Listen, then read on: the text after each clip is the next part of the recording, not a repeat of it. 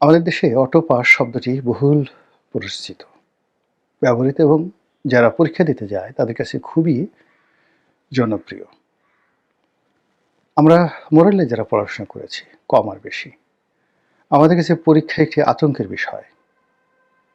সারা বছর পড়াশোনা করার পরেও পরীক্ষার হলে গিয়ে যা পড়েছি সেই অনুযায়ী প্রশ্নপত্র আসবে কিনা এটি নিয়ে আমাদের নিশ্চয়তা ছিল ১০ ভাগ, আর ৯০ ভাগ ছিল অনিশ্চয়তা। সারা বই মুখস্থ করার পরেও আমরা স্বস্তি পেতাম না। দ্বিতীয় যে সমস্যাটা ছিল, পরীক্ষা কেন্দ্র করে আমাদের যে আতঙ্ক এত বেশি ছিল। পরীক্ষার হলে যাওয়ার পরে পেপার নিলাম, তারপরে প্রশ্নপত্র হাতে দেবে। সেটা এসএসসি, এইচএসসি, অনার্স, মাস্টার্স কিংবা ধরুন আরও আগে যে স্কলারশিপ পরীক্ষাগুলো দিয়েছি, এমনকি ক্লাসের যে পরীক্ষাগুলো দিয়েছি, ওই প্রশ্নপত্র হাতে পাওয়ার আগ পর্যন্ত বারবার হাত পা কাঁপত, হাত ঘামিয়ে যেত, কণ্ঠনালী শুকিয়ে যেত। এরপর যেটা হতো সেটা হলো অতিরিক্ত টেনশনের কারণে যে প্রশ্নগুলো একেবারে জানা, মুখস্থ করে আসছে, সেই প্রশ্নগুলো ভুল হতো। বিশেষ করে অঙ্কের ক্ষেত্রে, বিজ্ঞানের ক্ষেত্রে মারাত্মক ভুল হয়ে যেত। পরীক্ষার হলে বা এই পরীক্ষার ফলাফলের সময় টেনশন হয়নি এরকম কোনো ভালো ছাত্র নেই। সাধারণত যারা পড়াশোনা করেনি, মন্দ ছাত্র, মানে তাদের পরীক্ষার হলে গিয়েও টেনশন হতো না, কক্ষণে তাদের টেনশন হতো না। কিন্তু যারা যত বেশি পড়াশোনা করতো তত বেশি তাদের টেনশন হতো। এরপর যখন ফলাফল ঘোষণা করা হতো, ফলাফল ঘোষণা করার পরে সবার ভিতরের উৎকণ্ঠা থাকতো ফলাফল ঘোষণার আগ পর্যন্ত। প্রচণ্ড উৎকণ্ঠা, কি হবে কি হবে কি হবে। এরপর ফলাফল হতো, যারা ভালো ছাত্র, খুব অল্প ভালো ছাত্র, হাতে গোনা ২-১ জন ছাড়া, বেশিরভাগ ভালো ছাত্র খুশি হতেন না। তারা মনে করতেন যে তারা যত পরিশ্রম করেছেন, কষ্ট করেছেন, ফলাফল আরও একটু ভালো হওয়া উচিত ছিল। এই যে অতৃপ্তি, এই অতৃপ্তি থেকেই একজন ভালো ছাত্র সবসময় ভালো ফলাফল করার পরেও আরও ভালো ফলাফল করা, আরও জানা, আরও শিক্ষার জন্য তারা পাগলের মতো আচরণ করত। শিক্ষকের পায়ের ফুল উঠিয়ে পড়ত। শিক্ষা প্রতিষ্ঠানকে নিজের ঘরের চাইতেও আপন মনে করত। ঘরে বসে থাকার চাইতে স্কুল, কলেজ, বিশ্ববিদ্যালয়ে পড়ে থাকত। স্কুলের যে অঙ্গন, এটাকে তারা ভালো মানে বাসতেন। আর এভাবেই আমাদের মধ্য থেকে জ্ঞানী, গুণী, কবি, সাহিত্যিক, আমলা কামলা যারা শ্রেষ্ঠতর, তারা বের হয়ে এসেছেন। কিন্তু যেই মুহূর্তে পরিবারতন্ত্র প্রতিষ্ঠিত হয়েছে, রাজনীতির বিবেচনায় নিয়োগ শুরু হয়েছে এবং কোনো রকম যোগ্যতা ছাড়াই মানুষ যখন পেয়ে আসছে, ঠিক তখন থেকেই যে শিক্ষার প্রতি অনীহা, পরীক্ষা সংক্রান্ত ভয়, এটি চলে গেছে। আর এই যে অটো পাসের যে কথাটি বলা হচ্ছে, কোনো রকম পরীক্ষা না দিয়ে অটোমেটিক আপনাকে পাশ করিয়ে দেওয়া হলো। এই অটো পাস শিক্ষা থেকে শুরু করে অন্য বিভিন্ন সেক্টরে যে নির্বিচারে রীতিমতো বলাৎকার করেছে মেধার, মননশীলতার, যোগ্যতার, সভ্যতার, কৃষ্টি, কালচার এবং মানবিকতার, সেই বলাৎকার যখন রাজনীতির অঙ্গনে এসেছে, সঙ্গে সঙ্গে পুরো দেশ জাতি অন্ধকারের অতলান্তে তলিয়ে পড়েছে। রাজনীতিকে বলা হয় highest art of human and human behaviour. মানুষের যে ব্যবহার রয়েছে এবং মানুষের যে মানবিক যে অভিব্যক্তি রয়েছে, এটির সর্বোচ্চ শিখর হলো রাজনীতি। রাজনীতি কখনো হাঁটু থেকে বের হয় না। রাজনীতি কখনো পশ্চাৎ দেশ থেকে বের হয় না। কোনো ঘামের গ্রন্থি থেকে বের হয় না, পায়ের আঙ্গুল থেকে বের হয় না, নাকের ছিদ্র থেকে বের হয় না, কানের ছিদ্র থেকে রাজনীতি বের হয় না। এমনকি মুখ থেকেও রাজনীতি, মুখ গহ্বর থেকে রাজনীতি বের হয় না। রাজনীতি বের হয় দুটো জায়গা থেকে, মস্তিষ্ক থেকে এবং হৃদয় থেকে। আমি অনেক সময় জ্ঞানের কথা বলার চেষ্টা করি, আপনারা হয়তো অনেকে রাগ হন। আপনারা সবাই জানেন যে মানুষের মস্তিষ্কে যেমন একটা মেমোরি রয়েছে, মানুষের হৃদয়েও একটা মেমোরি রয়েছে এবং এই দুটোর একটা ইন্টারকানেক্টিভিটি রয়েছে।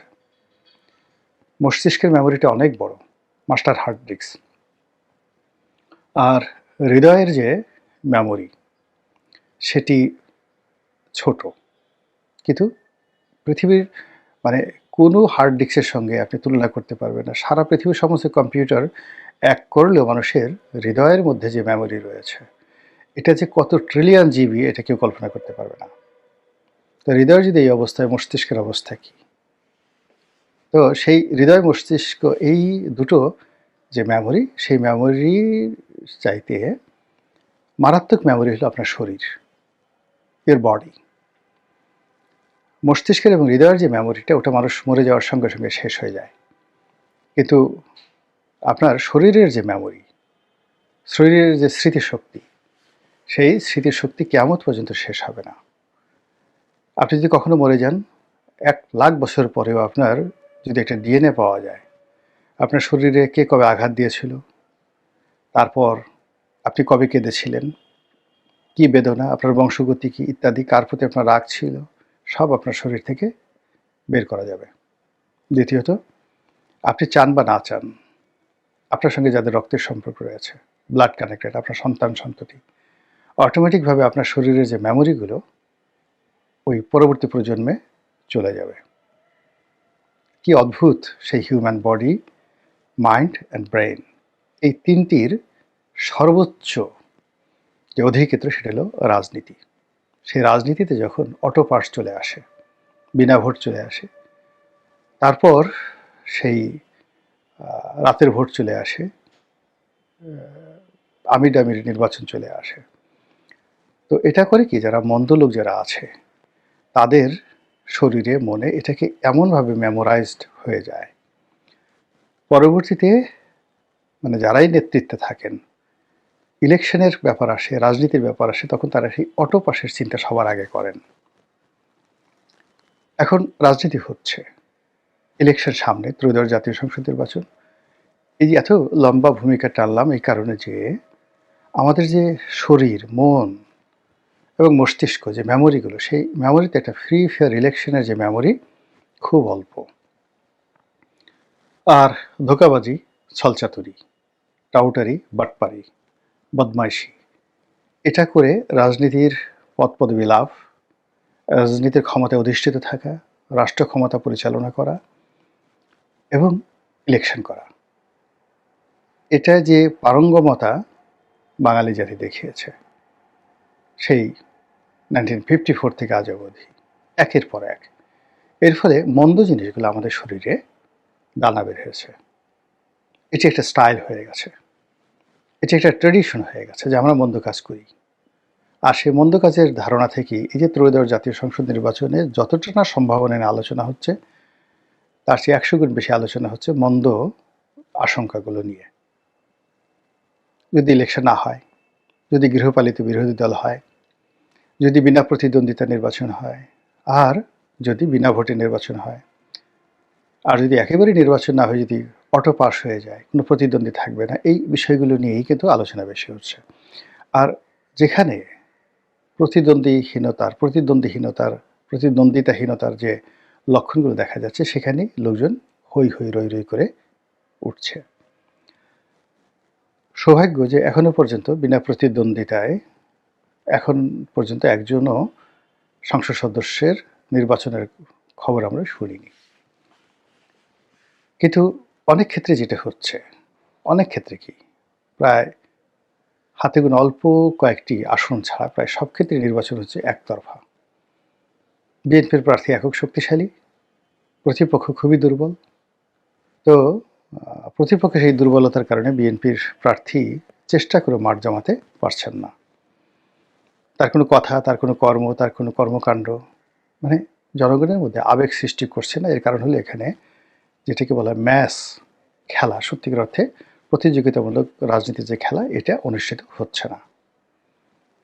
ফলে যারা সংসদ সদস্য নির্বাচিত হতে যাচ্ছেন বা হবেন, অতীতে যেভাবে অনেকে অটো হয়ে গেছেন, বিশেষ করে 2014 সনে যেটা বিনা ভোটের নির্বাচন, বিনা প্রতিদ্বন্দ্বিতার নির্বাচন হলো, সেখানে সবাই 153 জনের মতো বিনা প্রতিদ্বন্দ্বিতায় নির্বাচিত হয়ে গেছেন। এদেরকে বলা হয় অটো পাস। এবারও মানে যারা একটু দুর্বল, কি দরকার এই ঝামেলা করার, এত টাকা পয়সা খরচ করার? এর চেয়ে অটো পাস যদি হয়ে গেল, ৫ বছর ক্ষমতায় থাকলাম, এরপরে যা হবে তার দেখা যাবে। আওয়ামী লীগ ক্ষমতা ছিল ১৫ বছর, এর মধ্যে ১০ বছরই তো তারা ২ নম্বরি করে থেকেছে। এখন পালিয়েছে, ১০ হাতে টাকা রোজগার করেছে, বিদেশে পায়ের উপর পা তুলে খাচ্ছে, যাচ্ছে, ঘুরছে। বাংলাদেশের পরিবর্তে লন্ডনে, বাংলাদেশের পরিবর্তে কানাডাতে, বিভিন্ন দেশে তারা সেই একটার পর একটা রাজপ্রাসাদ কিনে, রোলস রয়েস গাড়ি কিনে ঘুরে বেড়াচ্ছে। অসুবিধা কি? লোকজন একটু গালাগালি করছে, তাতে কি আসে যায়? খাবার দাবার তো ভালো পাচ্ছে, জেলে তো থাকতে হচ্ছে না, বাংলাদেশের মশার কামড় খেতে হচ্ছে না। এই চিন্তাগুলো থেকে তারা সবসময় চিন্তা করে অটোপাসই বেটার। তো সেই অর্থে যদি মানে কাগজে কলমে অটোপাসের এখনো পর্যন্ত নজির তৈরি হয়নি, কিন্তু যারাই এখানে নির্বাচনের খেলায় বিজয়ী হবেন বলে ধরে নেওয়া হচ্ছে, তাদের কারোরই ঠিক ওরকম সেই আনন্দ থাকবে না যে আনন্দ আমাদের শৈশবে প্রতিযোগিতামূলক একটি পরীক্ষায় আমাদের অংশগ্রহণ করার ফলে হয়েছিল। আর সেই ফলাফলের জন্য আমরা কি পরিশ্রম করেছি, সেই পরিশ্রমের যে মানে ফল, এটা আমাদের কাছে বিশাল আনন্দের ছিল। আমি নিজে ইলেকশন করেছি ২০০১ থেকে একেবারে ২০০৮ পর্যন্ত, পুরো ৯টি বছর মাঠে ময়দানে দুটো নির্বাচনী এলাকায় কি পরিমাণ শ্রম দিয়েছি, মেহনত করেছি, নিজে না খেয়ে সেই টাকা জনগণের মধ্যে খরচ করেছি, এটা আমি ছাড়া কেউ বুঝতে পারবে না। ৮ বছর পরিশ্রমের পরে যখন মনোনয়ন পেলাম, এরপর যখন ইলেকশন করলাম, টানা ১ মাস নির্ঘুম রজনী, সে যে কী কষ্ট, কী বেদনা। তারপরে যখন বিজয়ী হলাম, সে বিজয়ের আনন্দ আপনাদের কাউকে বোঝাতে পারবো না। ৫টা বছর দায়িত্ব পালন করেছি, এর কারণ হলো সবসময় মনে হয়েছে জনগণ আমাকে ভোট দিয়েছে। কোনো কথা বলতে, কোনো কাজ করতে কখনোই নিজেকে হীনমন্য মনে হয়নি। আমি একটা দলের ছিলাম, তারপরে মনে হয়েছে যে আমার প্রতি জনগণের সমর্থন আছে, আমার একটা জাতীয় দায়িত্ব এবং কর্তব্যবোধ আছে। এটা পরিশ্রম থেকে আসে, মেহনত থেকে আসে, বিনিয়োগ থেকে আসে, মানুষের ভালোবাসা থেকে আসে। কিন্তু যদি আপনি অটো হয়ে যান, তখন আর এই জিনিসের প্রতি কোনো মমত্ববোধ থাকে না। তো এইবার একতরফা নির্বাচন, যেখানে মাঠে বিএনপির শক্ত প্রতিদ্বন্দ্বী আওয়ামী লীগ নেই, আর বিএনপি যেভাবে নির্বিচারে কোনো রকম ভয়ভীতি ছাড়া, আতঙ্ক ছাড়া বিজয়ী হয়ে আসবে, এই যে বিজয়ী যারা গ্রুপ রয়েছে তাদের মধ্যে যে এক ধরনের গা ছাড়া ভাব থাকবে, এরকম গা ছাড়া নেতৃত্বকে সংগঠিত করা বিএনপির শীর্ষ নেতৃত্বের পক্ষে সম্ভব নয়। দ্বিতীয়ত যেটা হচ্ছে, যারা বিএনপি বলেন, জামাত বলেন, গত ১৫টি বছরে তারা যেভাবে নির্যাতিত হয়েছে, সেক্ষেত্রে রাতারাতি যদি বিএনপি বা জামাত দুটো রাজনৈতিক দলের যে কেউই তারা রাষ্ট্র ক্ষমতায় আসে, সেক্ষেত্রে একটি রাষ্ট্র ক্ষমতা দৃঢ়তার সাথে পরিচালনা করার জন্য যে জিদ দরকার, যে অহম দরকার, যে ভীষণ দরকার, যে মিশন দরকার, এটি এখন আসলে বাংলাদেশে নেই, কারোরই নেই। ডক্টর মোহাম্মদ ইউনূসের মতো কোয়ালিফাইড যারা লোকজন, আপনি তার আশেপাশে চেয়ে দেখেন তো, তার মন্ত্রিপরিষদে বা তার উপদেষ্টা মণ্ডলীতে যারা আছেন, they are the best man in the country till now, in terms of education, in terms of legacy and in terms of personality. বিএনপিতে বা জামাতে এই পর্যায়ের লোক একজনও নেই, নট এ সিঙ্গেল ওয়ান।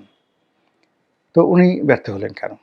অথচ এর আগে ৩ মাসের জন্য এই ওনারাই, ওয়াহিদুদ্দিন মাহমুদ সাহেব ছিলেন, ডক্টর মোহাম্মদ ইউনূস নিজেই উপদেষ্টা ছিলেন, তো তারা সফল হয়েছিলেন কেন? এর কারণ হলো তখন তাদের ব্যাকবোন ছিল, তখন পুরো রাষ্ট্রের একটা ব্যাকবোন ছিল। এখন সেই ব্যাকবোনটা না থাকার কারণে দেখুন যে আগে যেখানে ৩ মাসের জন্য তারা যে সফলতা দেখিয়েছেন, এখন সেটা ২ বছরে তারা সেই জিনিসটা পারছেন না। কাজে তাদের সাথে যারা ইনফেরিয়ার ইন অল রেসপেক্ট, তারা কি করে ৫ বছর বসে এই দেশটাকে সুন্দরভাবে চালাবেন, এটি হয় না। ফলে এই যে অটো পাসের যে ধারা আমাদের শিক্ষাক্ষেত্রে শুরু হয়েছে, সেই অটো পাসের যে কুলক্ষণ আমাদের রাজনীতিতে শুরু হয়েছে ২০১৪ থেকে, সেটি ২০২৬ সনে অব্যাহত আছে।